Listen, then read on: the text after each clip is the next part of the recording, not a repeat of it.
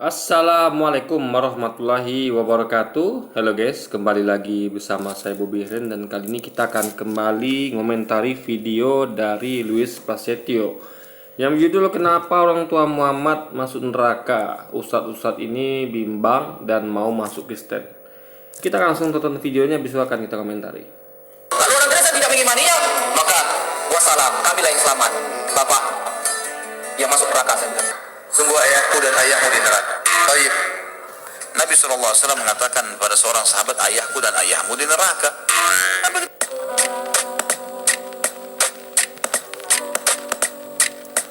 Assalamualaikum, selamat datang kembali di channel ini. Kali ini saya akan membahas video dengan satu tema, yaitu tentang keselamatan ya guys. Yang mana ada seorang ustadz mengatakan bahwa orang Kristen tuh nggak pasti selamat.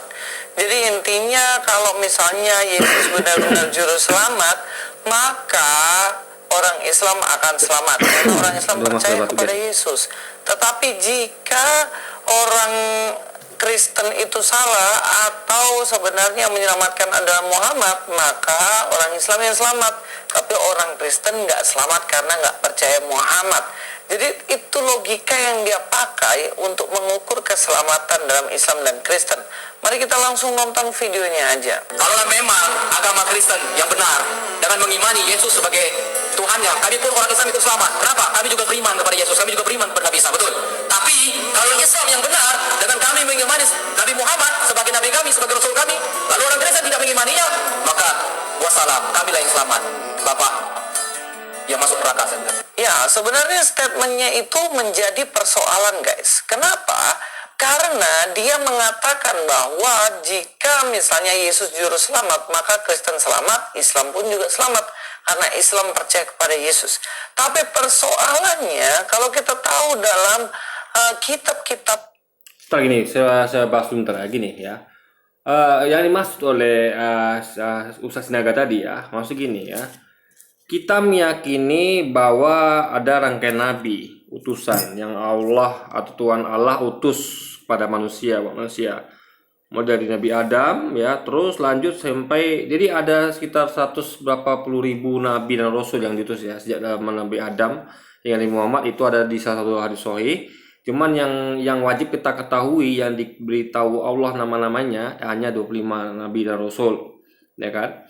Nah, itu adalah rangkaian nabi-nabi yang Allah utus pada zamannya untuk mengajak manusia untuk menyembah Allah, ya kan? Nah, sedangkan untuk akhir zaman ya, yang nabi terakhir, nabi penutup, Allah utus Nabi Muhammad, dan itu ajarannya berlaku hingga hari kiamat.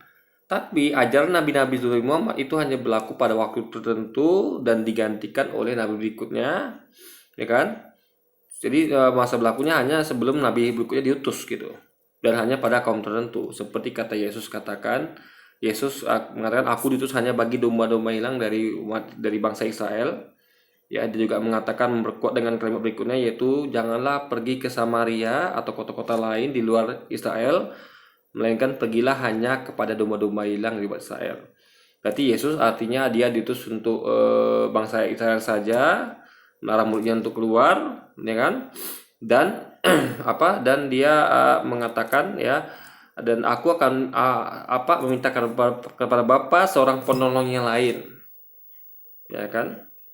Jadi aku harus pergi, tapi aku minta kepada Bapa seorang penolong lain. Berarti dia akan pergi seperti nabi-nabi lainnya, seperti Musa pergi, ya kan? Seperti Daud pergi. Lalu karena dia pergi, setelah dia pergi itu dia akan minta kepada Bapa seorang penolong yang lain. Ingat, Yesus adalah seorang penolong, seorang juru selamat.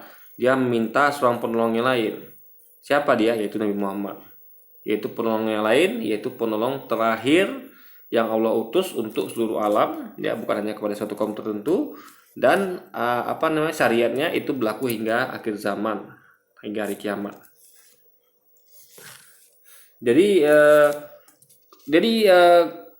kalau kita mau, kan Islam itu lengkap, bukan hanya beriman atau percaya kepada Allah dan Nabi Muhammad saja, tapi juga percaya kepada semua nabi-nabi tersebut dan semua kitab yang pernah ditemukan kepada nabi-nabi sebelumnya, seperti Taurat, Zabur, dan Injil.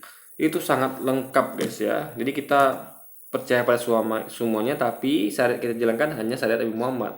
Karena syariat Nabi sebelumnya itu sudah diganti oleh syariat Nabi-Nabi yang datang setelahnya, dan sekarang syariat yang berlaku adalah syariat Nabi Muhammad, guys. Nah, sehingga sedangkan Kristen itu terputus di tengah-tengah, bukan tengah ya, di satu per akhir lah ibadah. Ya, jadi mereka tuh terputus kepada Nabi Muhammad ini, mereka terputus. Jadi mereka hanya sampai Yesus gitu. Padahal ini zamannya Nabi Muhammad diutus kan, zaman dari sejak Nabi diutus hingga akhir zaman, ini zaman Nabi Muhammad. Nah, mereka terputus di situ. Jadi mereka berhenti hingga sampai Yesus. Nah, disitulah penyebabnya kalau kita yang masuk surga, ya mereka nggak masuk surga karena mereka terputus di Muhammad. Nah, kalau mereka masuk surga, kita masuk surga juga logikanya karena kita tidak terputus, ya kan? Kita masih mengakui Yesus, mempercayai Yesus sebagai nabi. Gitu maksudnya, ini maksud tuh guys. Atau Injil dan Alkitab keseluruhan itu, kepercayaan kepada Yesus itu adalah Yesus sebagai Tuhan dan Juru Selamat, bukan percaya Yesus sebagai seorang nabi doang. Nah, oke, ini mau saya jelaskan ya. Sebenarnya kalau Anda baca keseluruhan dari Alkitab ya, Anda harus perlu ketahui mana yang kata-kata Yesus, mana kata-kata selain Yesus. Nah, yang menuhankan Yesus ya, yang menyebut Yesus Tuhan itu adalah di luar dirinya. Yang menyebut Yesus Tuhan itu seperti di Perjanjian Baru banyak seperti Paulus dan rasul-rasul lainnya. Sementara Yesus, apa yang Yesus katakan ya? Memang ada kata-kata akulah guru dan Tuhan ya. Tapi itu Alkitab terbitan baru. Alkitab cetakan lama tahun 70-an ke bawah itu akulah guru dan Tuhan. Jadi fatalnya mereka terjemahan Tuhan itu mereka ganti jadi Tuhan. Padahal Tuhan dan Tuhan itu adalah dua hal yang berbeda. Tuhan itu tidak ada yang sama sebanding serupa seumpama dengan Tuhan itu. Tapi kalau Tuhan banyak yang sama guys. Yang sebanding serupa dengan Tuhan banyak. Ada Tuhan tanah, ada Tuhan takur, ada Tuhan apalah kan, Tuhan pengusaha, ada Tuhan ya Tuhan apalah, Tuhan banyak lah yang Tuhan itu guys. Tuhan itu kan adalah pemilik atau apa ya, Tuhan itu adalah orang yang dihormati, disegani ya kan. Biasanya Tuhan itu adalah sebutan untuk manusia yang dihormati, dihargai ya. Jadi Tuhan itu manusia, sebutan untuk manusia. Tuhan ya Tuhan, nggak ada lagi bandingannya ya kan. Nah, karena kalau kita cek bahasa Inggrisnya itu adalah Lord, bukan God. Kalau Lord itu terjemahkannya adalah Tuhan, bukan Tuhan kalau Lord. Tapi kalau God Tuhan. Nah, sedangkan bahasa Inggrisnya itu adalah Lord, ya kan? Nah, bahasa Yunani-nya adalah Kurios ya kalau salah. Itu juga artinya Tuhan juga, bukan Tuhan. Nah, ada ayat khusus di Alkitab itu, saya lupa ayat apa itu ya. Di situ menerangkan posisi Yesus dan Allah sekaligus.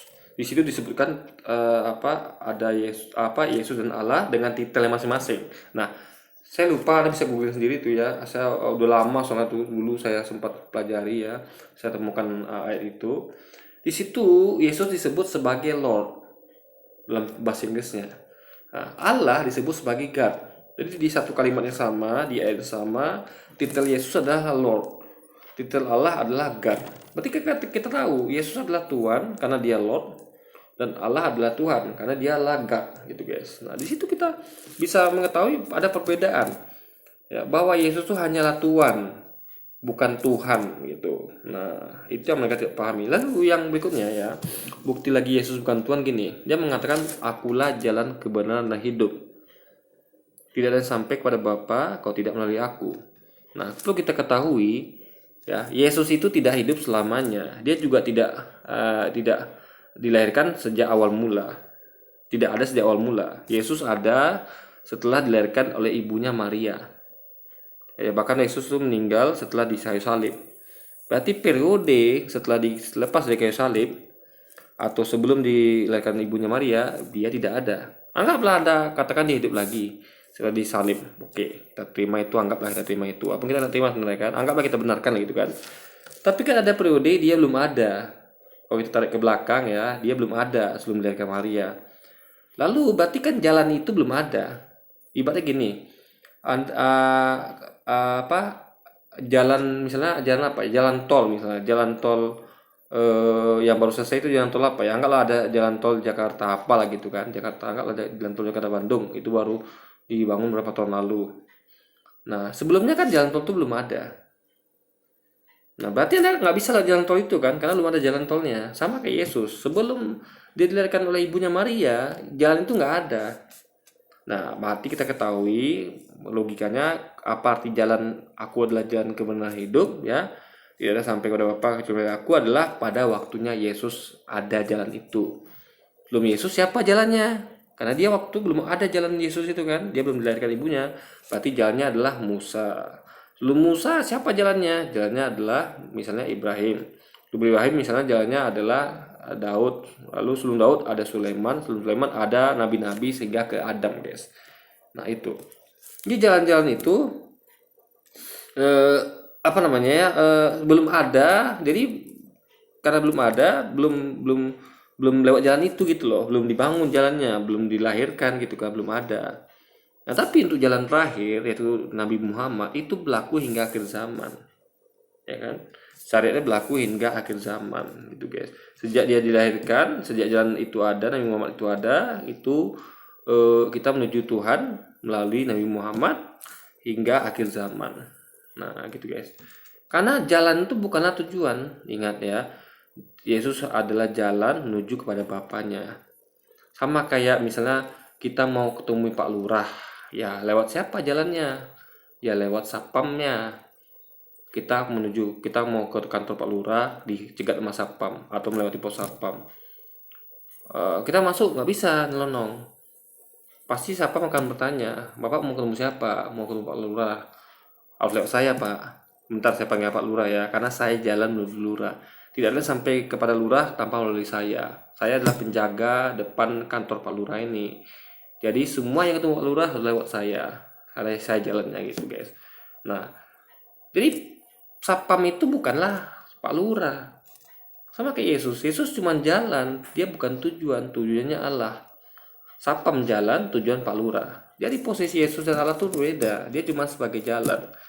Ya. Lalu Yesus juga berkata, ingatlah ya hai Israel, ya apa, Allah adalah satu-satunya, hanya kepada Dialah kalian berbakti.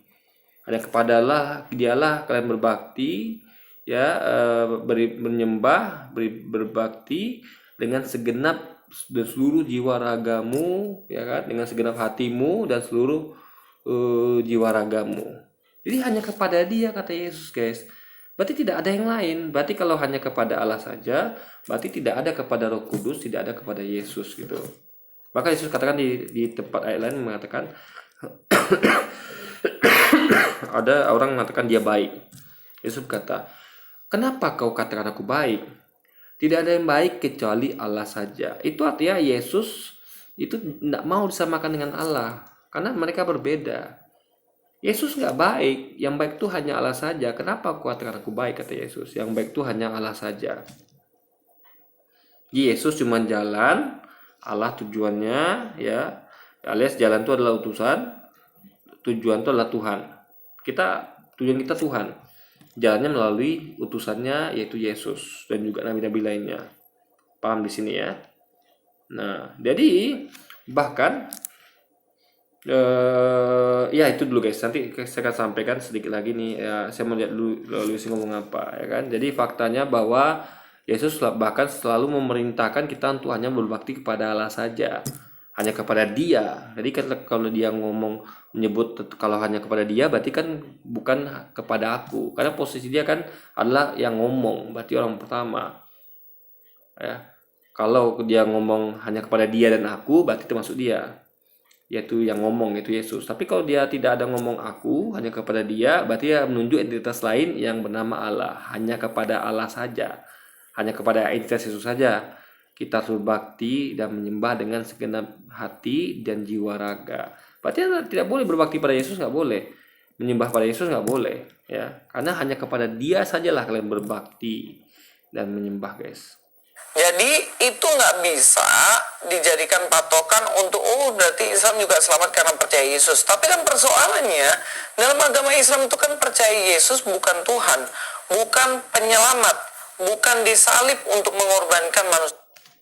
Islam percaya Yesus sebagai penyelamat, tapi yang diselamatkan dia adalah umat Israel yang mengikuti dia, karena dia diutus hanya untuk Israel. Nah, bahkan Anda kalau baca lagi ya, di Matius pasal 7 ayat 21 sampai 23, ya, Yesus katakan, ini banyak orang Kristen nggak tahu nih ya makna kalimat pemahaman bahasa Indonesia baik dan benar. Yesus katakan di pasal 7 ayat 21-nya, bukan setiap orang yang menyebut aku Tuhan Tuhan akan masuk ke dalam kerajaan surga. Pertanyaannya, kalau nggak masuk ke dalam kerajaan surga, berarti masuk kemana? Ke neraka. Tidak ada tempat nanti itu selain surga dan neraka. Berarti kalau bukan setiap orang yang nyebut aku Tuhan Tuhan akan masuk ke dalam surga, artinya ya setiap orang yang nyebut aku Tuhan Tuhan itu akan masuk dalam neraka. Itu kalau ada pakai logika untuk mengartikan kalimat yang Yesus yang sederhana ini. Nah, lalu mungkin ada orang Kristen yang beranggapan bukan setiap orang artinya bukan semuanya, berarti hanya sebagian saja, ya kan? Ini perlu saya sampaikan ya. Hanya orang yang percaya Yesus Tuhan yang akan mau menyebut dia Tuhan. Gak ada orang yang tidak percaya dia Tuhan mau menyebut dia Tuhan. Kayak saya tidak akan pernah mau menyebut Yesus Tuhan karena saya tidak percaya dia Tuhan. Hanya orang Kristen lah yang mau menyebut dia Tuhan, ya kan? Hanya orang Kristen lah yang mau menyebut dia Tuhan. Gak ada yang lain. Jadi setiap orang yang menyebut Yesus Tuhan akan masuk ke dalam neraka karena tidak masuk ke dalam surga kan.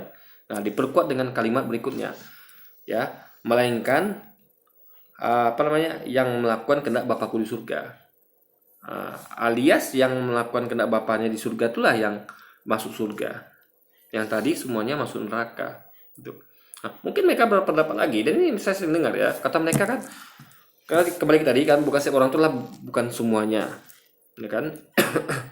Nah, masalahnya kata penghubung aja melainkan, bukan melainkan hanya. Kalau Anda menemukan kata penghubungnya melainkan hanya, baru kita bisa memastikan kalau bukan setiap orang itu adalah hanya setengahnya saja, nggak seluruhnya, karena ada kata melainkan hanya. Tapi masalahnya kata penghubungnya adalah melainkan saja, melainkan, nggak pada melainkan hanya. Jadi gini ya, coba Anda bandingkan dua kalimat ini. Bukan setiap orang yang nyebut aku Tuhan-Tuhan akan masuk ke dalam kerajaan surga, melainkan yang melakukan kehendak Bapakku di surga. Dengan kalimat kedua, bukan setiap orang yang menyebut aku Tuhan-Tuhan akan masuk ke dalam kerajaan surga, melainkan hanya yang melakukan kehendak Bapakku di surga. Beda nggak? Beda. Kalimat pertama itu artinya seluruhnya itu nggak masuk surga. Seluruhnya yang sebelah kiri yang nyebut Yesus Tuhan itu tidak masuk surga. Yang seluruh sebelah kanan yang melakukan kehendak Bapaknya di surga itu masuk surga. Untuk kalimat kedua yang melainkan hanya, ya, itu berarti sebagian orang yang nyebut Yesus Tuhan itu tidak masuk surga, ya, hanya sebagian saja yang masuk surga. Itu kalau kata penghubungnya melainkan hanya. Tapi faktanya kata penghubungnya adalah cuman melainkan, nggak pakai melainkan hanya. Paham ya? Sama kayak gini. Bukan setiap orang yang menyebut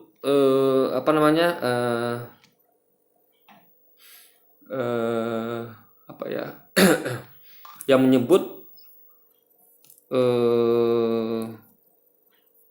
Anies Baswedan presiden yang akan masuk ke dalam surga, kerajaan surga, melainkan yang melakukan kehendak Jokowi. Nah, berarti kita tahu ya, yang nyebut Anies presiden itu berarti nggak masuk ke dalam surga, karena Anies berarti bukan presiden, ya, tapi melakukan kehendak Jokowi, berarti Jokowi presiden gitu. Paham ya di sini ya? Nah, jadi kalau Anda masih belum yakin, coba kita balik kalimatnya. Bukan setiap orang yang nyebut Jokowi presiden yang akan masuk dalam surga, melainkan yang melakukan kehendak Anies. Gak cocok kalimatnya kan? Dia kan gak cocok kan? Masa nyebut Jokowi presiden gak masuk surga, tapi melakukan kehendak Anies yang masuk surga? Presidennya kan Jokowi. Makanya ya, berarti kalimat pertama tadi itu bukan presiden dan bukan Tuhan. Ya. Paham ya? Berarti Anies bukan presiden dan Yesus bukan Tuhan. Nah, ini diperkuat oleh ayat berikutnya ya, ayat ini pelajaran penting guys ya. Orang banyak nggak ngerti ini ya. Mereka nggak tahu arti kata melainkan dengan bedanya dengan melainkan hanya. Mereka menganggap bahwa kata hubungnya adalah melainkan hanya, padahal kata hubungnya cuma melainkan saja gitu kan, nggak ada pakai hanyanya gitu loh, ya kan. Lalu bukan setiap orang yang nyebut Yesus Tuhan Tuhan akan masuk dalam surga. Faktanya adalah kan seharusnya kan nggak ada setengah-setengah. Soalnya setiap orang yang nyebut Yesus Tuhan semuanya itu adalah percaya Yesus Tuhan. Soalnya kan karena dosa tebus kan masuk surga semua. Kenapa ada yang sebagian saja? Itu pun make sense juga gitu kan. Nah makanya kalau Anda lihat lagi ayat selanjutnya di Matius pasal 7 ayat 22 itu diperkuat lagi dengan Yesus katakan ya, pada hari terakhir alias pada hari nanti kedatangan yang kedua kali ya, hari terakhir dekat mau kiamat, karena kedatangan dia kedua kalinya itu adalah dekat-dekat kiamat nanti ya.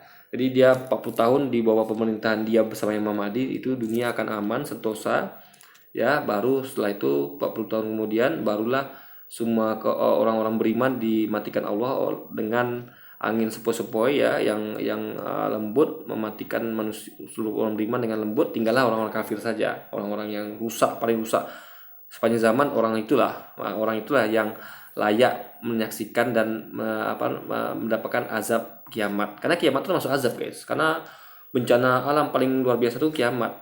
Yang Anda lihat gunung meletus atau apapun itu masih belum ada dahsyatnya dibanding kiamat. Kiamat itu semuanya bercampur aduk ya, gunung-gunung meletus berbarengan ya kan, banjir bandang tsunami di berbarengan, semuanya berbarengan guys. Bumi hancur sampai bisa menghancurkan bumi dan seluruh alam semesta.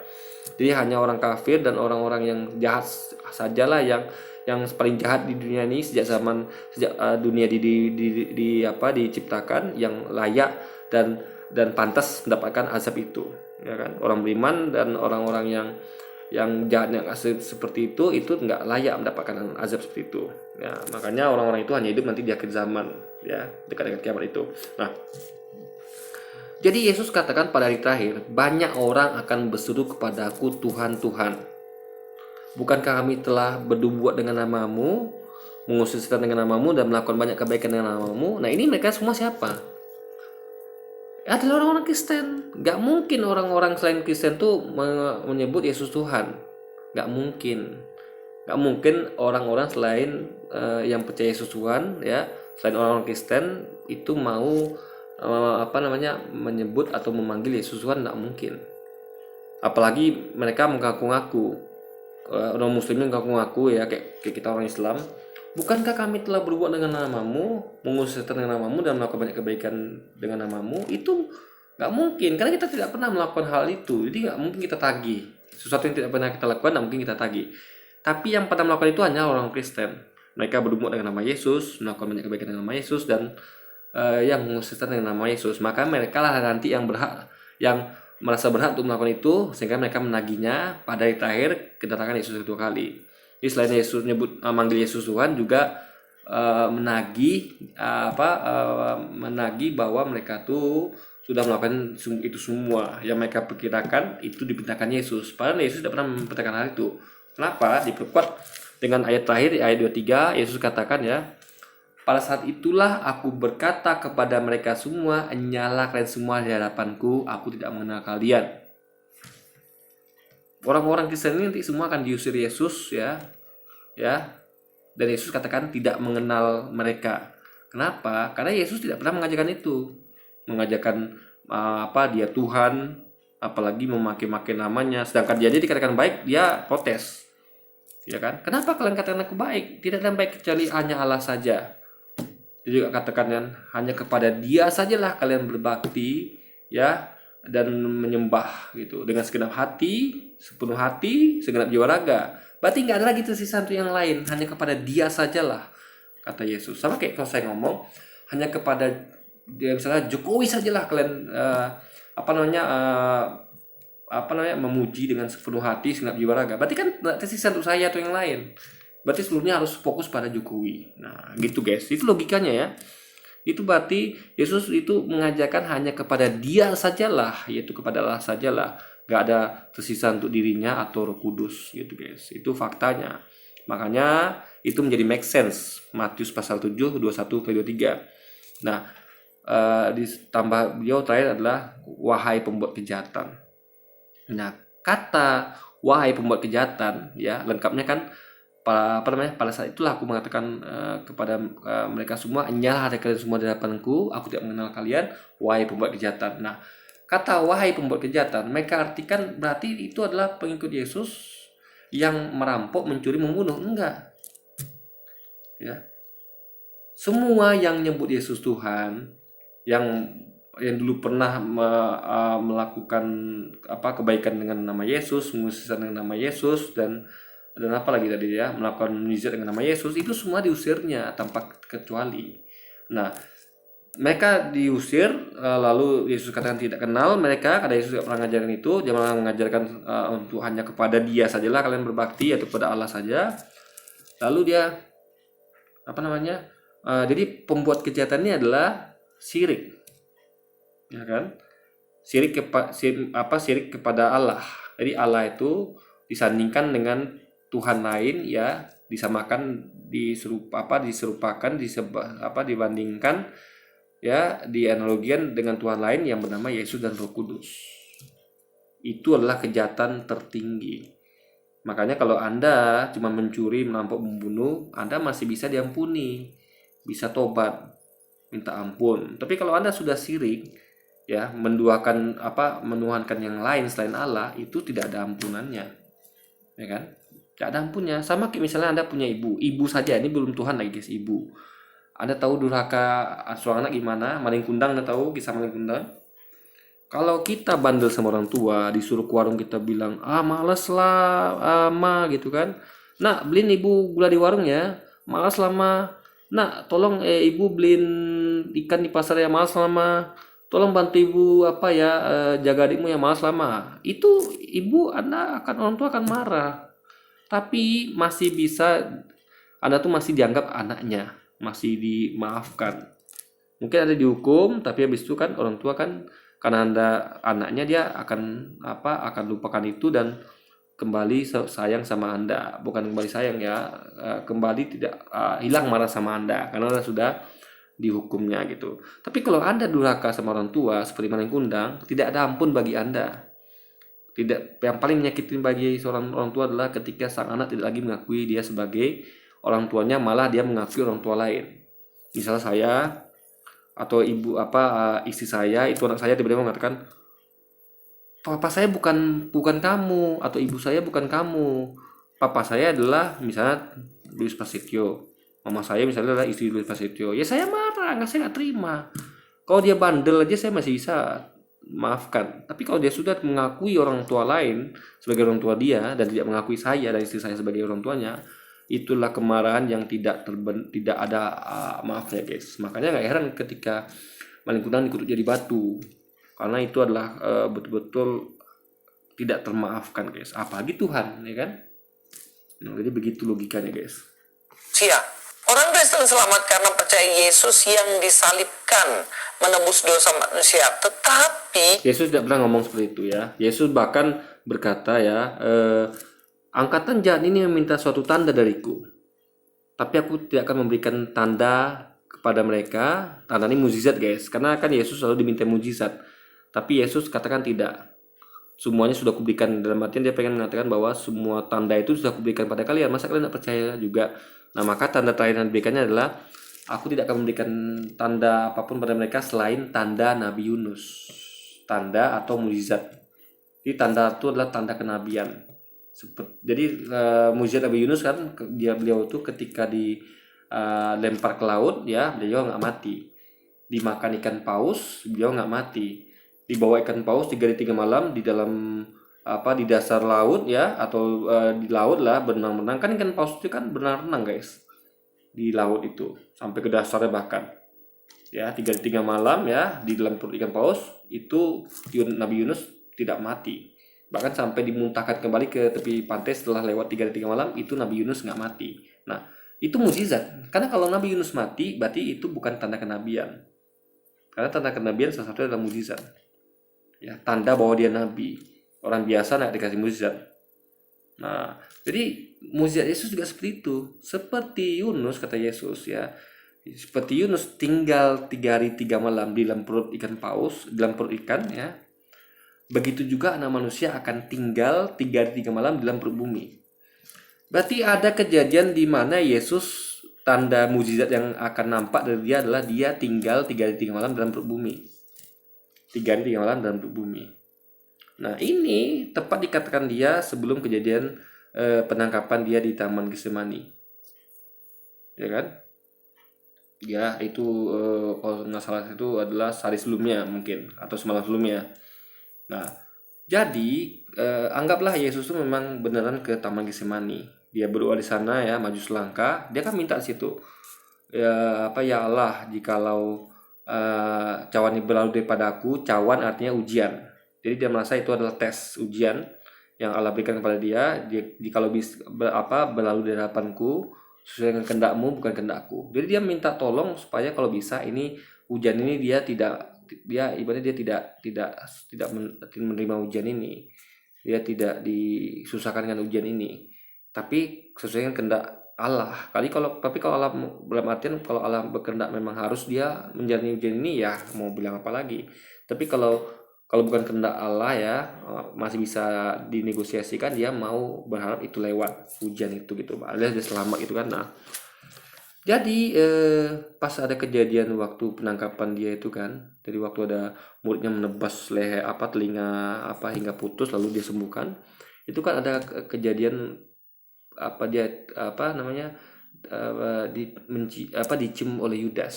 Nah, disitulah mungkin ada banyak versi ya, ada yang versi itu ya mungkin pas itu dia disumpahkan dengan orang lain, atau ada versi lain yang di rumah dia, jadi dia tuh diangkat melalui cerobong asap gitu kan. Jadi banyak versi. Kita itu jawabannya walau-walam, kita nggak tahu bagaimana proses beliau itu diselamatkan ya, dan kapan kita nggak tahu ya kan. Nah, tapi kalau kita memakaikan basic dari kejadian Taman Getsemani, nah itu kan kejadiannya pada hari Jumat ya, salah saya Jumat. Nah, malam Jumat salah ya. Jadi dia malam Jumat itu ditangkap, lalu dibawa ke dan besoknya baru disalibkan. Hari Jumat baru disalibkan gitu kan. Jumat itu disalibkan kira-kira anggaplah kejadian diselamatkan dia itu ketika cuman dengan Yudas itu. Cuman masa itu bukan cuman bibir ya, tapi ya antara guru sama murid lah gitu kan. Jadi Yesus kayaknya waktu itu membisikkan sesuatu apa yang terjadi situ kan. Nah, itu kalau anggaplah itulah waktunya dia diselamatkan. Nah, kalau kita hitung dari situ ya, itu berarti kalau Anda tarik garis keterangan Yesus sebelumnya yang dia mengatakan sama seperti Yunus yang tinggal 3 hari 3 malam dalam perut ikan, begitu juga anak manusia akan tinggal 3 hari 3 malam dalam perut bumi. Artinya waktu itu Yesus tinggal di dalam perut bumi. Jadi Allah sembunyikan Yesus di dalam perut bumi ya. Setelah itu Allah keluarkan dari perut bumi, dia baru Allah angkat ke langit. Karena habis itu kan setelah kejadian penyaliban itu kan di hari Minggunya atau hari Seninnya itu kan dia menampakkan diri kepada murid-muridnya. Nah, dia membuktikan kalau dia itu belum mati. Kenapa saya katakan belum mati? Karena orang mati itu biasanya ya itu tuh adalah berupa roh ya. Roh itu kan tidak punya daging. Roh itu kan adalah kalau Anda lihat orang meninggal guys ya, itu kan daging aja tinggal, rohnya udah nggak ada. Jadi yang roh itu kan yang menggerakkan daging kita ini. Tangan saya kita bisa bergerak, mata semuanya itu karena ada roh dalam tubuh saya. Nah, ketika roh ini diambil oleh Allah, tangan saya terbujur kaku, nggak ada lagi bisa bergerak. Karena roh itu yang jadi energi ya, yang mentenagai daging ini gitu kan. Nah, jadi Yesus menunjukkan kalau dia tuh sama sekali belum mati. Makanya dia datang lengkap, bukan hanya roh tapi juga dengan tubuh yang masih utuh ya. Jadi dia mendatangi muridnya dan mengatakan dan bertanya, adakah di sini kalian makanan? Ada yang bisa dimakan? Lalu muridnya memberikan dia ikan goreng. Anda tahu ikan goreng ya? Dia pertama mengatakan, dialah tangan dan dan rabalah aku, lihatlah, rabalah tanganku, lihat, rabalah aku, itu kan. Itu dia pengen mengatakan bahwa aku ini masih hidup. Makanya kalau kalian nggak percaya ini daging ya, aku bukan roh saja, ini yang kalian lihat bukan roh tapi juga daging ya. Aku lengkap roh sama daging karena aku belum mati gitu kan. Karena orang belum mati kan, orang hidup itu kan lengkap ada roh sama daging. Disuruh raba. Nah, selain itu dia juga makan ikan goreng untuk apa? Untuk buktikan kalau dia tuh masih hidup. Makanya bisa makan ikan goreng, guys. Roh kan nggak mungkin bisa makan ikan goreng karena dagingnya sudah tidak ada. Dia rohnya sudah keluar dari daging gitu, guys. Nah, jadi dari hari waktu, anggaplah kejadian dia cium Yudas itulah waktu dia tuh disembunyikan Allah di dalam perut bumi ya. Tinggal, ingat kata-katanya adalah tinggal ya. Jadi seperti Yunus tinggal 3 hari 3 malam di bumi, begitu juga anak manusia akan tinggal 3 malam dalam perut bumi. Tinggal tuh maksudnya adalah hidup. Gak ada orang tinggal tuh mati, nggak ada. Saya tinggal di kuburan ya kan selama 3 hari 3 malam. Itu artinya saya hidup. Ya, tinggal di, walaupun kalimatnya tinggal di kuburan sekalipun, ya kan, berarti saya entah tidur di kuburan itu, entah saya bikin bikin rumah di kuburan, atau saya mungkin bentang tikar, yang penting saya tinggal di kuburan 3 malam, itu berarti saya belum mati. Nah itu kalau kita hitung ya, itu melewati kejadian penyaliban. Anggaplah itu adalah malam Jumat. Berarti kalau 3 hari 3 malam, berarti malam Jumat itu udah 1 malam. Jumat itu 1 hari, Jumat malam adalah 1 hari 2 malam berarti. Sabtu adalah 2 hari 2 malam, ya kan? Sabtu malam adalah 2 hari 3 malam. Minggu adalah 3 hari 3 malam, ya kan? Dia disalib hari Jumat, diturunkan hari Sabtu. Sabtu sore dia diturunkan. Nah, itu kan pas 3 hari 3 malam adalah hari Minggu. Ya, Minggu. Berarti Minggu malam itu, jadi Minggu kan malam Minggu itu sudah 2 hari 3 malam. Berarti tinggal 1 hari lagi. Nah, itu hari Minggunya. Ya. Berarti dia baru dikeluarkan dari bumi sekitaran Minggu malam, berarti malam Senin. Ya kan, karena harus lewatkan dulu 1 harinya, itu hari Minggu. Nah itu kan berarti beliau selama kejadian di penangkapan hingga penyaliban itu kan beliau ada di perut bumi, tinggal di perut bumi, disembunyikan, guys.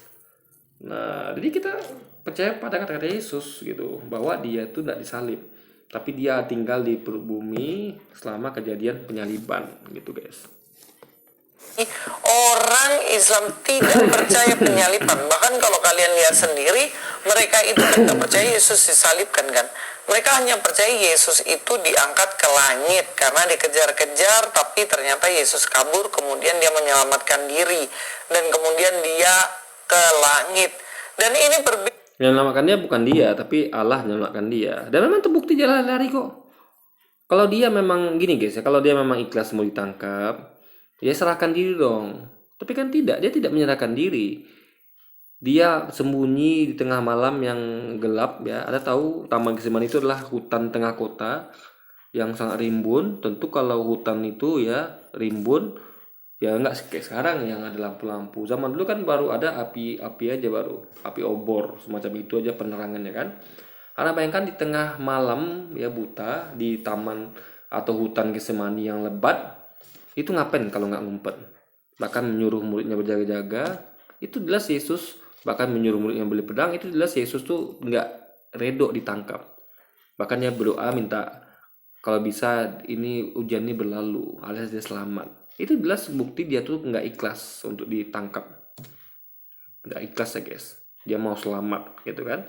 Dan karena permintaannya, doa dia, tentu Allah menyelamatkan dia gitu kan. Nah cuman itu kalau menurut versi Alkitab ya, yang kalau saya yakin versi Alkitab itu adalah dia tuh disimpan dulu disembunyikan dalam perut bumi itu 3 hari 3 malam. Hari Minggunya atau hari Seninnya baru dia diangkat ke surga guys, ke taman-taman surga. Beda sama sekali dengan yang ada dalam Kristen. Kristen kan harus percaya bahwa Yesus Tuhan dan Juru Selamat karena pengorbanannya. Jadi nggak bisa Bapak mualaf mengatakan bahwa jadi yang berkata Yesus berkorban Yerusalem itu bukan kata-kata Yesus, tapi kata-kata para rasul. Ya, para rasul ya, yang mereka ini tidak mengimani Yesus sebagai nabi. Padahal di Matius tadi itu yang nyebut Yesus Tuhan dan yang mengusirkan dengan nama Yesus, ya, melakukan banyak kebaikan dengan nama Yesus dan melakukan banyak mujizat dengan nama Yesus, itu semuanya masuk neraka gitu. Logikanya orang Islam akan selamat seandainya Yesus toh penyelamatnya. Selain itu dia juga mengatakan bahwa orang Kristen pasti masuk neraka. Dibilang kalau seandainya yang benar penyelamat itu adalah Muhammad, maka akan masuk ke neraka dan orang Islamlah yang masuk ke dalam surga. Ya, karena terputus ya, kita mempercayai Yesus sesuai dengan kata-katanya, tapi mereka tidak percaya kepada Muhammad gitu guys. Jadi mereka terputus gitu. Kalau kita akan lengkap semuanya, angkanya kita percaya semuanya gitu. Kalau mengenai hal ini saya jadi tanda tanya. Lalu kenapa dua ustadz ini mengatakan bahwa orang tua dari Muhammad sendiri masuk neraka?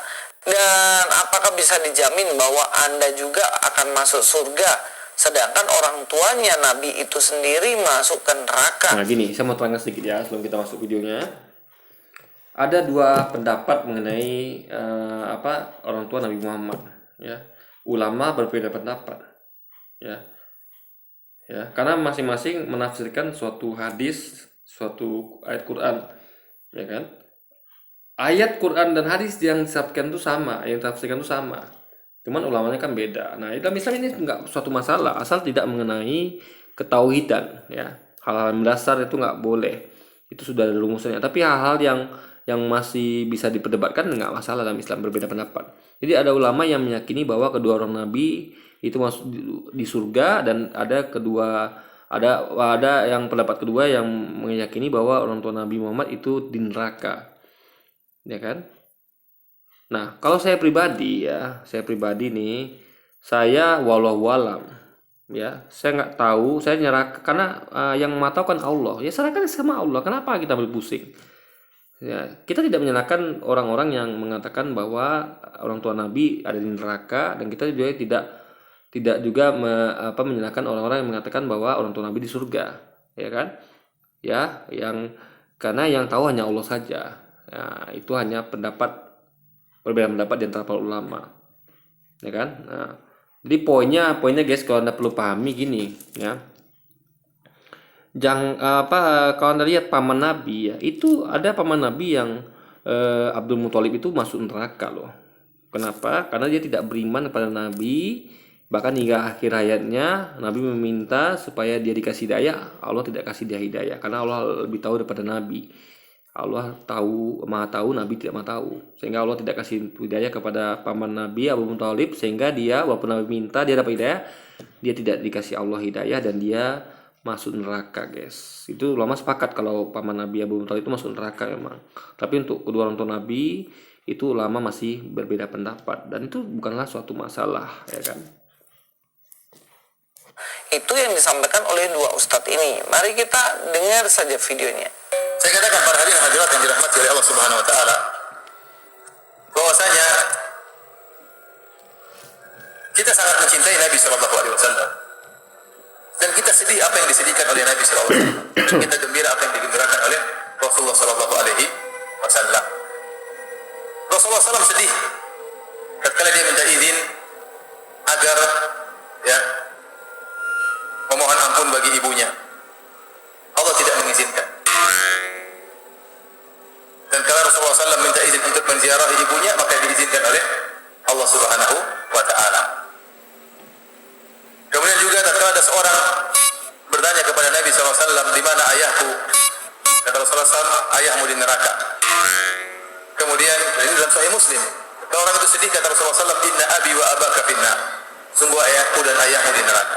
Baik. Masalah ayah ibu Nabi di neraka atau tidak masalah yang gaib.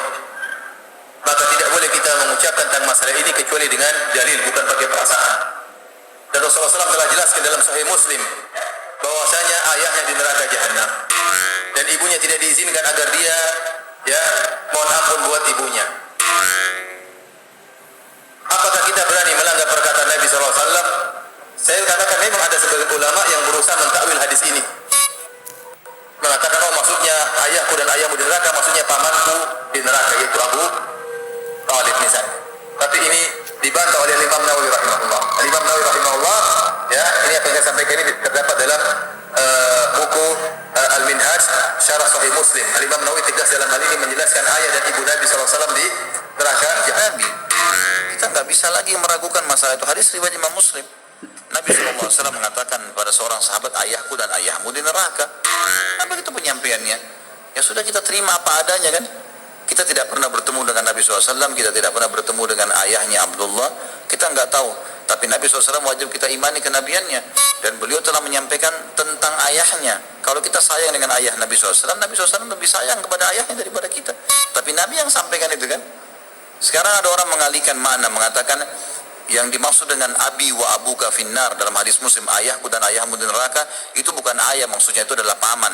Bagaimana bisa lafaz bahasa Arab jelas ayah diganti dengan paman? Ya, dari Nah, kalau kita dari Islam itu harus berimbang. Lihat juga pendapat ulama-ulama lain, sehingga kita tahu ada perbedaan pendapat di situ. Kayak ulama lain kayak Habib Syihab, Buya Yahya, ya kan? Yang lainnya itu meyakini bahwa orang tua Nabi di surga. Nah, mereka punya pendapat kuat sendiri yang didukung juga dengan dalil yang sama, ya kan? Cuman ya itu tadi, cara nafsirkannya beda, dan itu bukan suatu masalah. Nah, sebenarnya guys ya, dalam Islam itu nggak penting, ya. Suatu yang tidak kita ketahui ya kita serahkan semua sama Allah, nggak usah ambil pusing gitu. Yang penting adalah gimana keselamatan kita masing-masing, itu yang penting. Bukan mengajarkan untuk egois ya, karena dalam Islam itu adalah dosa itu ditanggung masing-masing.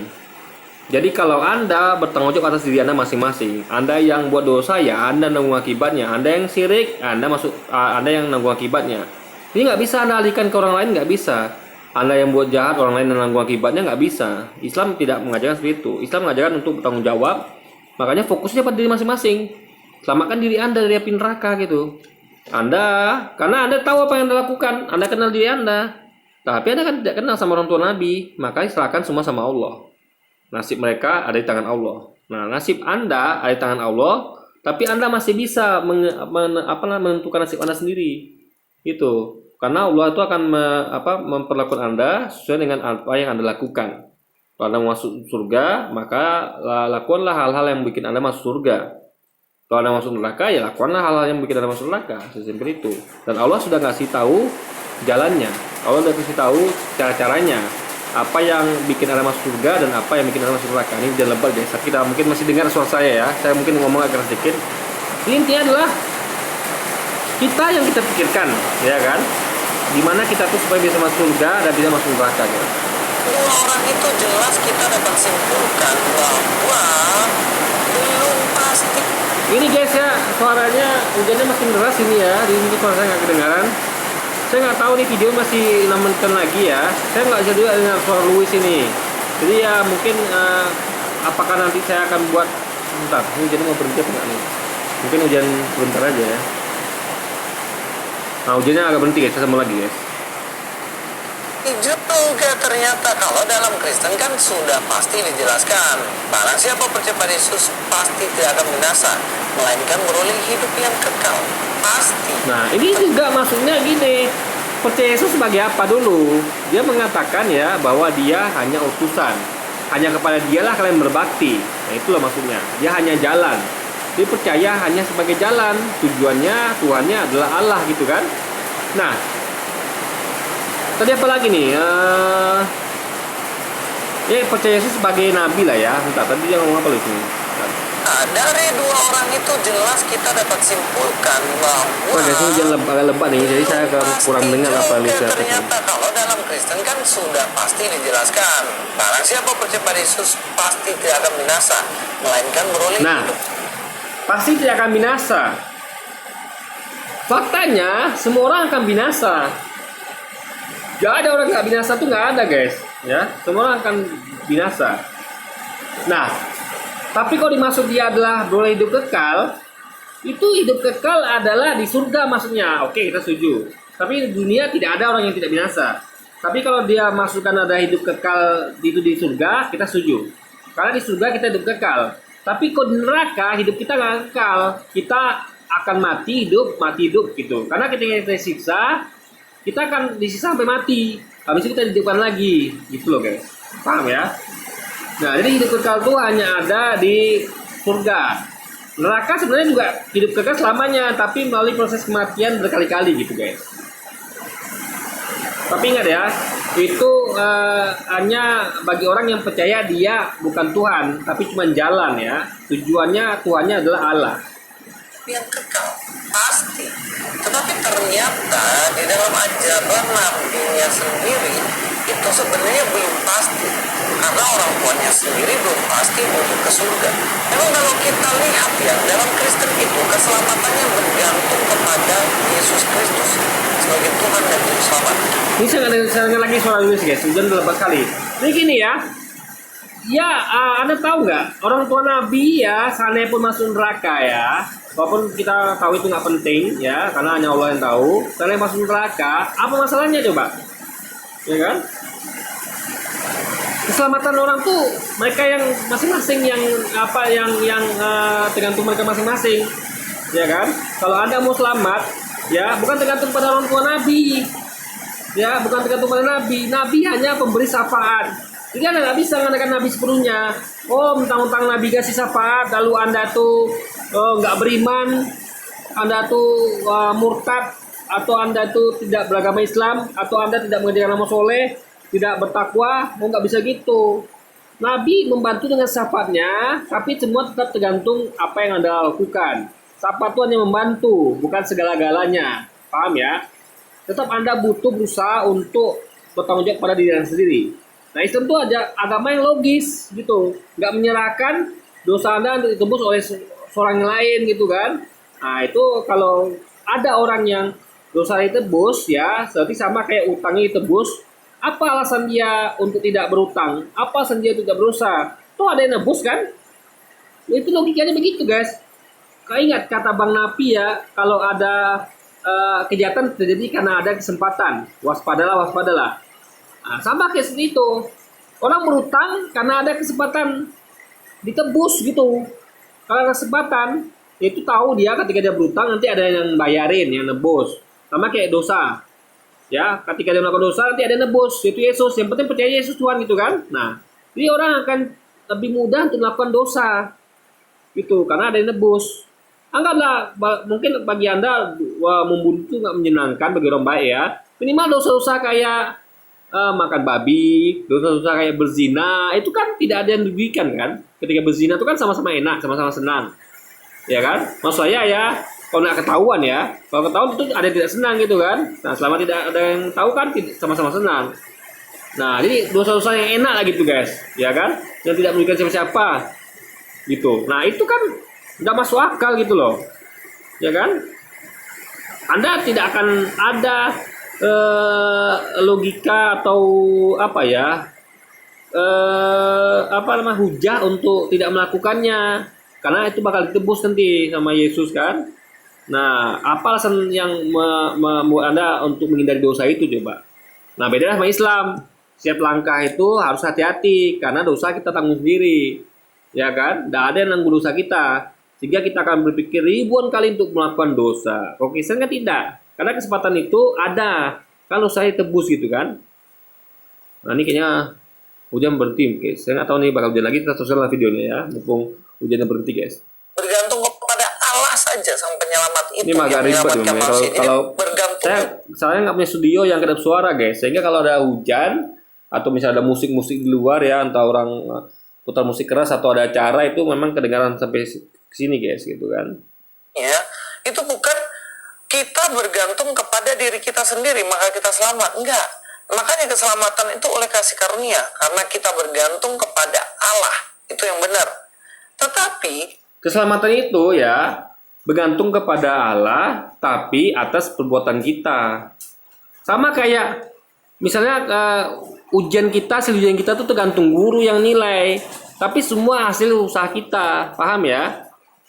Ya nggak mungkin Anda anak-anak kita ujian ya udah deh serah ibu deh, semua tergantung ibu, kita nggak perlu ikut ujian bu, kan ibu yang tergantung ibu semuanya, kita nggak perlu lagi dong, ngapain lagi kita ini, kan ibu semuanya yang bakal nebus kita kan, nebus kalau kita misalnya apa namanya, kalau saya buat salah misalnya, saya jawabnya harusnya A, yang benarnya saya jawab C. Nanti kan ibu yang benerin kan, ibu tebus itu kan. Nah, masuk akal nggak gitu guys? Guru membenarkan muridnya yang salah dalam menjawab ujian, masuk akal nggak? Enggak, hanya karena murid itu percaya itu guru itu gitu loh. Karena masuk akal.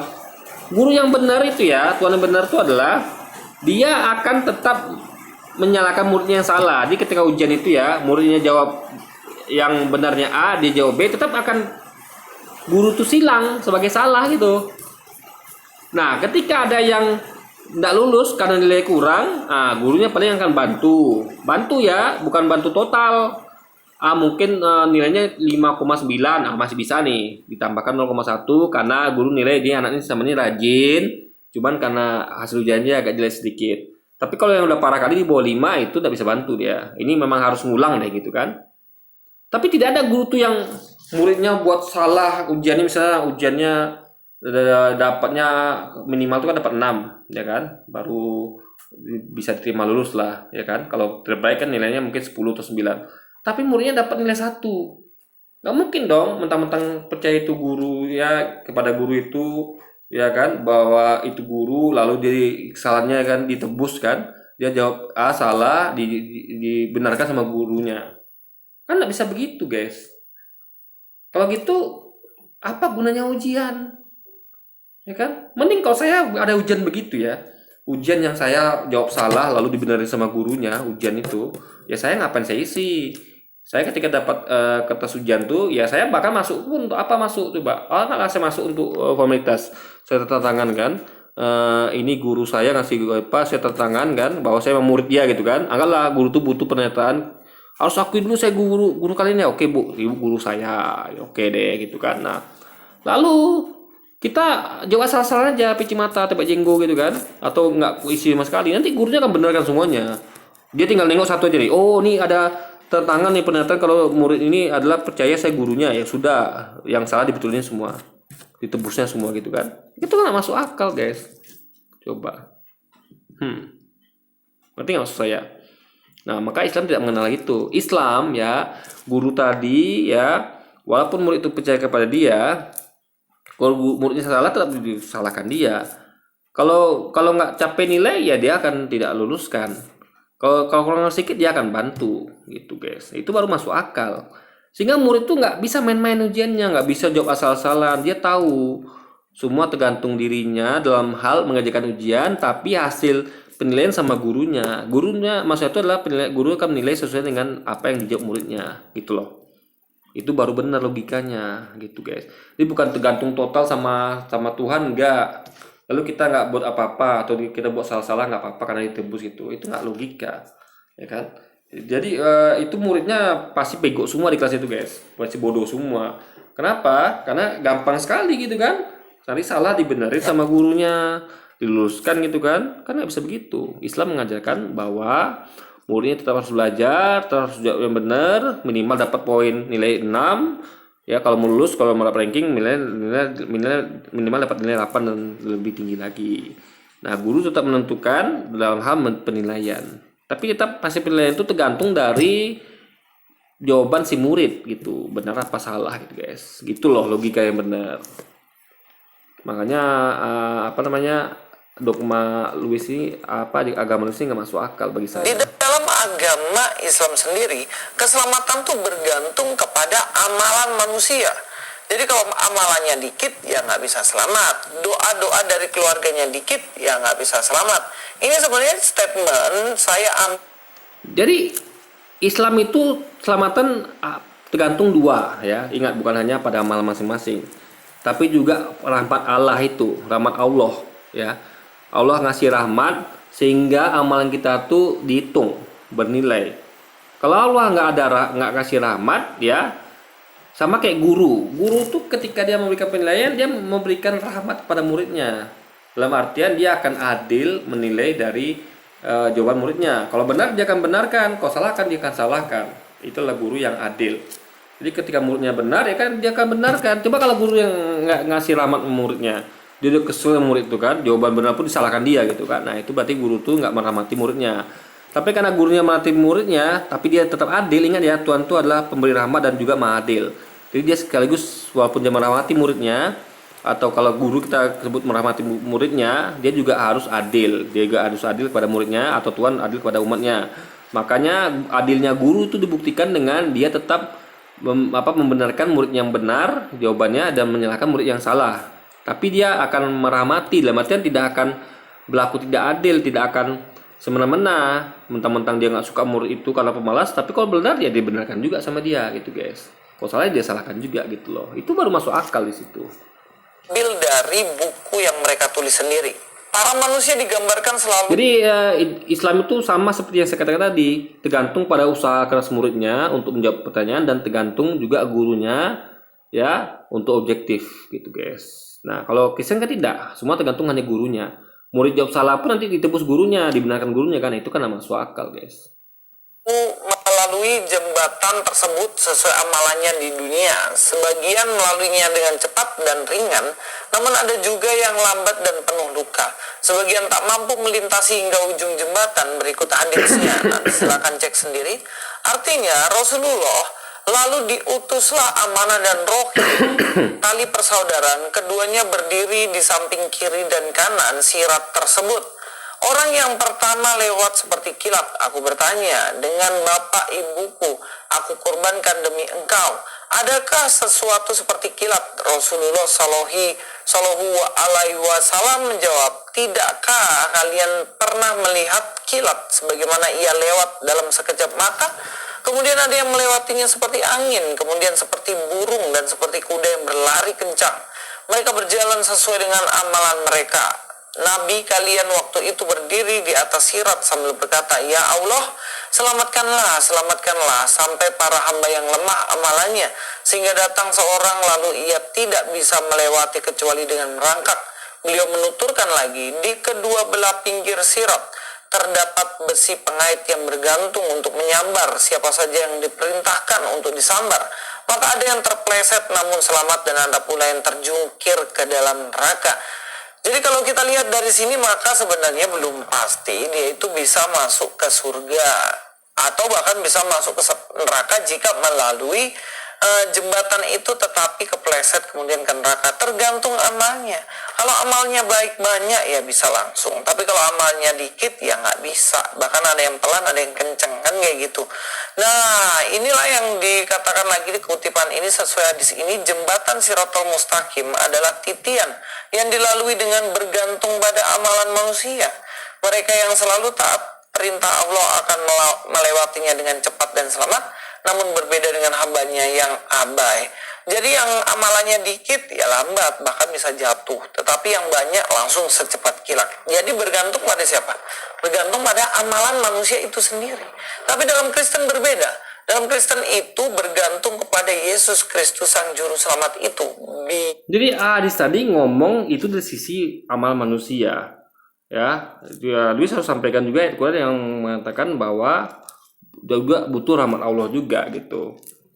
Jadi sama kayak gini lah, yang bikin orang kencang itu kan amalan dia yang sudah dia approve sama Allah gitu, yang terima Allah. Kalau Allah tidak terima amalan itu karena dia ria misalnya, atau dia tidak Islam, buat amalan pun dia, kalau dia tidak Islam, tidak meyakini Nabi Muhammad dan Allah, gimana? Kan tidak Allah kasih rahmat, tidak Allah approve amalannya kan? Makanya tetap butuh rahmat Allah guys. Makanya lihat lihat dulu yang lengkap, ya kan? Baca hadis yang tadi itu khusus bahas dari sisi manusia, amal manusianya. Wah, baca juga Al-Quran hadis yang dari sisi Allahnya, bahwa juga butuh rahmat Allah juga. Jadi semuanya berperan di situ. Ada, kalau dalam kelas tadi sama kayak murid yang berusaha keras belajar lalu menjawab dengan benar, dan ada guru yang memang akan bantu muridnya kalau nilainya kurang-kurang sedikit. Dan gurunya akan objektif karena dia adil, ya kan? Dia tidak akan menyalahkan muridnya yang benar, yang jawaban benar, dan tidak akan membenarkan atau menebus jawaban muridnya yang salah guys. Nggak akan guru melakukan itu. Gurunya mau murid itu lulus apa adanya, sesuai dengan apa yang mereka pelajari, belajar, dan apa yang mereka jawab di ujian. Nah itu kan berarti kan Islam agama yang logis. Jadi bukan kayak agama Luis yang muridnya jawab salah-salah pun ditebus gurunya, dibenarkan. Itu kan Muridnya jadi malas belajar kalau gitu. Ngapain saya belajar? Nanti saya salah pun ditebus sama guru saya kok, dibenarkan sama guru saya. Nah, itu kan lu nggak masuk akal, guys. Lalu masalah tadi jembatan sirot ya. Itu kan jadi gini. Ini sama kalau Anda tuh kayak bekerja di perusahaan atau Anda sekolah ya. Jadi ada sistemnya tuh namanya reward and punishment. Ya. Jadi kalau bayangkan ada dua perusahaan. Yang perusahaan pertama tuh menerapkan reward and punishment. Jadi hadiah, imbalan, dan hukuman. Jadi Anda di kedua perusahaan itu Anda sama-sama percaya kepada bos itu. Sama-sama percaya. Misalnya bosnya, pokoknya Anda percaya bos yang benar lah. Memang bos itu adalah yang pemilik perusahaan itu, kedua-duanya. Cuman bedanya di perusahaan yang pertama itu menawarkan namanya reward and punishment, yang kedua tidak. Jadi jadi reward and punishmentnya adalah ya, kayak contoh ya, kalau Anda bekerja dengan rajin, semangat, rajin, nggak ada Anda nggak buat salah, ibaratnya Anda mengerjakan pekerjaan itu dengan cepat, dengan efisien, dengan rajin, bahkan Anda mau kerja lembur, pokoknya Anda maksimal lah mengerjakannya ya. Nah, Anda akan makin cepat naik gaji, makin cepat naik jabatan. Itu reward bagi orang-orang yang mengikuti perintah atasan lah dan memberi lebih untuk perusahaan. Tapi untuk orang-orang yang misalnya dia buat salah terus ya kan, lalu dia tuh malas-malasan kerjanya itu kan, kalah kinerja sama lain, kinerja buruk, dia akan dihukum dengan pengurangan gaji, lambat naik jabatan gitu kan. Nah, sedangkan perusahaan kedua nggak ada reward and punishment, nggak ada. Perusahaan kedua ya, Anda cukup percaya kepada itu bosnya sudah.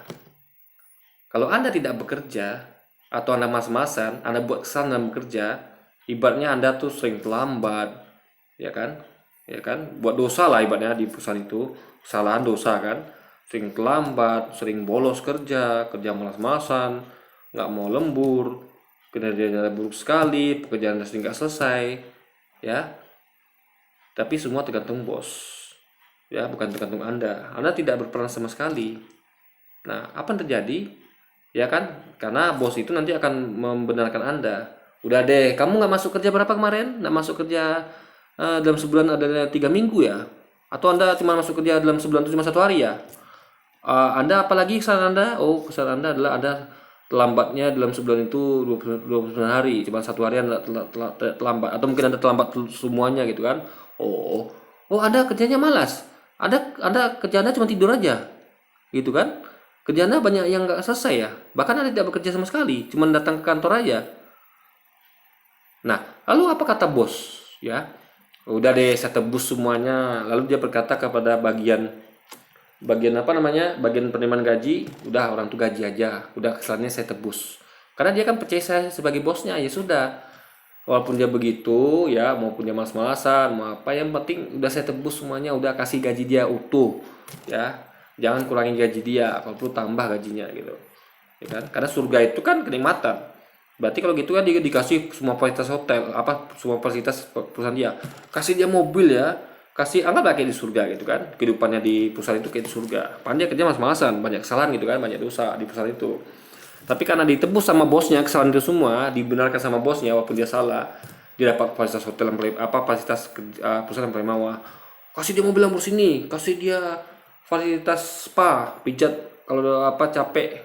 Kasih dia fasilitas TV buat nonton yang besar, kasih dia internet paling kencang, kasih dia laptop paling canggih, kasih dia gaji gede, kasih dia uang tunjangan semuanya, tunjangan beli baju mahal, tunjangan shopping sepuasnya. Nah, kira-kira kalau orang diperlakukan seperti itu, kira-kira dia semangat nggak kerjanya di perusahaan kedua tadi? Kira-kira orang ini karyawannya akan berlomba nggak untuk melakukan yang terbaik bagi perusahaan? Belum lama untuk mengerjakan kerjaan, belum lama jadi karyawan yang baik, yang paling rajin dan segala macam, semangat nggak? Enggak.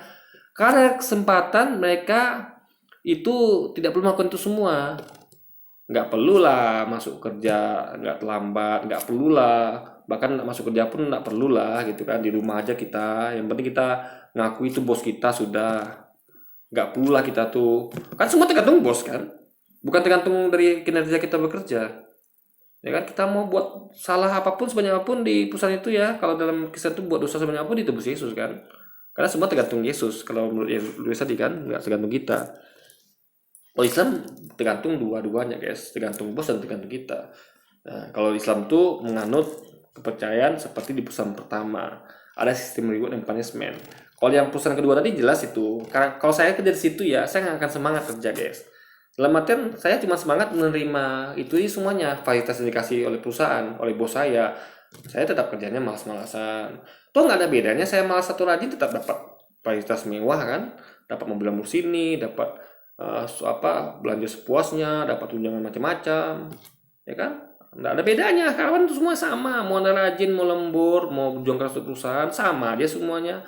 Karena kesalahan anda dimaafkan sama bos itu, ditebus sama bos itu, gitu loh. Nggak ada kan, aliasnya ada kesempatan untuk anda tuh malas-malasan, kesempatan bolos, karena ditebus semua kesalahan anda sama bos, ya ditebus gitu. Tapi di perusahaan pertama tadi itu adalah perusahaan Islam, ya analoginya sama kayak Islam, dia kasih reward dan punishment. Siapa yang kerjanya rajin, yang tidak pernah terlambat, yang masuk kantornya rajin, yang kerjanya itu kerjaannya itu efisien, yang paling banyak selesai kerjanya, paling banyak kerjaannya, paling kreatif, paling banyak menguntungkan perusahaan,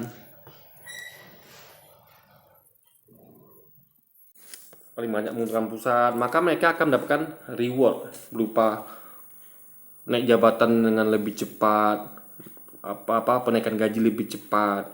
Tapi sebaliknya kalau kerjanya malas-malasan, sering terlambat, sering bolos kerja banyak nggak selesai, ya dihukum. Nggak ada bos itu mengampuni, mengampuni atau menebus tuh nggak ada ditebus bos. Nah, anda mau gimana? Ya anda akan sadar sebaiknya, waduh kalau aku terlambat nanti aku akan terima hukuman. Bos nggak akan mau nebus ini karena bos tidak mentolerir kesalahan. Kalau aku nanti bolos ya bos akan hukum saya. Saya akan lambat naik gaji, saya akan lambat naik jabatan, bahkan saya tidak akan naik jabatan, bahkan gaji saya dipotong gitu kan hukumannya. Apa yang terjadi? Setiap karyawan akan semangat untuk lomba-lomba kerja keras yang rajin, mencapai yang terbaik karena ada hadiahnya. Dan semua karyawan akan lomba untuk menghindari kesalahan, datang terlambat, tidak masuk kantor, kerjanya malas. Kenapa? Ada hukumannya. Nah, mana logis saya tanya? Perusahaan yang pertama apa perusahaan kedua? Nah, perusahaan pertama adalah analogi untuk agama Islam, ya. Perusahaan kedua analogi untuk agama Kristen. Mana yang menurut Anda lebih logis? Ya, perusahaan pertama Islam yang lebih logis. Ya, Kristen tidak logis sama sekali, guys. Ya, yang logis itu adalah tergantung bos dan tergantung karyawannya. Ya kan? Karyawannya harus kerja dengan rajin, ya kan? Harus menghindari kesalahan seminim mungkin, dan bosnya bantu, ya kan? Bantu dalam artian ya salah sedikit nggak apa-apa lah, cuman terlambatnya cuman sekali sebulan nggak perlu potong gaji, hari bos bantu, tapi dia tidak menebus semua kesalahan dari karyawannya. Itu baru logis guys, itu baru bos yang benar. Tapi kalau ada bos yang kayak dari perusahaan kedua tadi, apapun kesalahan karyawannya, mau malas, mau nggak masuk kerja, mau bolos, mau bahkan hancurin perusahaan sekalipun, ya kan, mecahin inventory perusahaan, mecahin kaca perusahaan, bosnya akan tebus kesalahannya. Dia akan mengatakan kepada bagian penggajian, gaji dia utuh, jangan kurangi gaji dia, bahkan kalau perlu tambah gajinya, kasih fasilitas, kasih bonus, kasih mobil Lamborghini, kasih fasilitas untuk belanja shopping sepuasnya. Lalu yang rajin bagaimana? Yang rajin akan berkata, kok nggak adil perusahaan ini ya? Kami sama-sama percaya dia bos, ya kan? Tapi saya pengen rajin, dia paling malas. Kok gajinya sama, kok fasilitasnya sama? Nggak adil kan? Lalu apa motivasi orang yang rajin untuk meneruskan kerajinannya? Nggak ada motivasi, saya langsung down tuh guys. Saya langsung gebrak meja, bab. Aduh, ini kalau gini caranya kacau ini. capek-capek saya rajin-rajin kan, toh sama juga sama si Anu dapatnya gitu kan. Akhirnya apa yang terjadi? Orang akan semuanya malas kerja guys. Orang nggak mau rajin-rajin, nggak mau bahkan kerja ya. Ya kalau toh nggak kerja dapat duit juga, yang penting percaya ya bos. Kenapa masih kerja? Kenapa masih masuk kantor? Kenapa masih apa disiplin? Kenapa masih apa segala? Ya nggak usah kerja aja. Yang penting percaya dia bos. Anda dapat semua fasilitas itu, surga itu gitu kan, surga di Pusan kan. Nah disitulah kalau Anda pakai logika, Anda akan menyadari bahwa ajaran agama lu ini tidak masuk akal ya, sedangkan ajaran Islam masuk akal gitu guys logikanya. Bila kita bisa percaya kepadanya sebagai Tuhan dan juru selamat, maka kita akan selamat. Tapi nanti kalian bilang, oh gampang dong cuman percaya bisa selamat. Siapa bilang gampang? Toh kalian juga nggak percaya sampai detik ini. Sulit kan untuk percaya? Nah, Gini guys ya, kenapa dikatakan maksudnya tuh gini loh, bukan apa namanya, bukan masalah percaya nggak percaya itu, maksudnya gampang percaya itu gini loh. Yang susah itu kan percaya ya, kayak tadi di Pusan itu adalah percaya itu bos kita dan kita adalah melakukan yang terbaik untuk bos kita. Kita mengerjakan kerja yang selanjutnya sebaik-baiknya dan menghindari kesalahan, itu kan lebih sulit. Benar dong? Ya kan? Percaya itu bos itu lebih mudah. Semua orang bisa melakukannya. Ya kan? Kita pun bisa sebenarnya. Tapi kita tahu itu nggak masuk akal, maka kita nggak mau melakukannya. Paham nggak? Jadi sama kayak gini guys, logikanya adalah gini. Perusahaan kedua tadi, kita tahu itu nggak masuk akal. Mana ada perusahaan yang begitu coba? Karyawannya itu buat salah gimana pun dikasih juga fasilitas. Kita nggak percaya ini perusahaan ini nggak meyakinkan nih. Kok bisa ada bos kayak gitu ya? Nggak masuk akal. Ini kayak di dunia dongeng itu ada perusahaan kayak gitu kan. Nah, maka kita memilih untuk kerja di perusahaan A yang lebih menghargai kerja keras gitu kan. Ini lebih masuk akal bagi kita. Jadi istilahnya no pain no gain gitu kan. Jadi apa yang Anda kerjakan itu yang Anda hasilkan, harusnya gitu logika bener kan. Bukan seperti perusahaan bukan pemilik perusahaan ongkang kaki doang ya, cuman percaya itu bos, Anda dapat semua fasilitas surga perusahaan. Jadi apa bedanya sama yang punya perusahaan kalau gitu, ya kan? Itu logikanya gitu guys. Dan apa perusahaan itu jadi nanti akan nggak bangkrut jadinya malah, ya kan? Jadi jadi maksudnya itu adalah bukan Islam kan susah percaya sesuatu, bukan itu intinya. Yang mau disampaikan itu adalah ya logika yang saya sampaikan tadi gitu. Ya, kalau kita yakin dengan segampang itu ya cukup percaya aja. Kita akan masuk Kristen kita. Tapi kita tahu itu nggak masuk akal. Cuma percaya aja masuk surga itu nggak masuk akal. Itu sama kayak perusahaan kedua tadi gitu loh. Nggak mungkin ada perusahaan begitu, nggak mungkin ada bos begitu, nggak mungkin ada tuan begitu, nggak mungkin, ya kan? Orang ngapain lagi berbuat baik coba kalau semua dosa ditebus gitu kan? Ngapain orang menghindari kesalahan kalau semua dosa semua kesalahan perusahaan ditebus, dapat fasilitas surga di perusahaan gitu.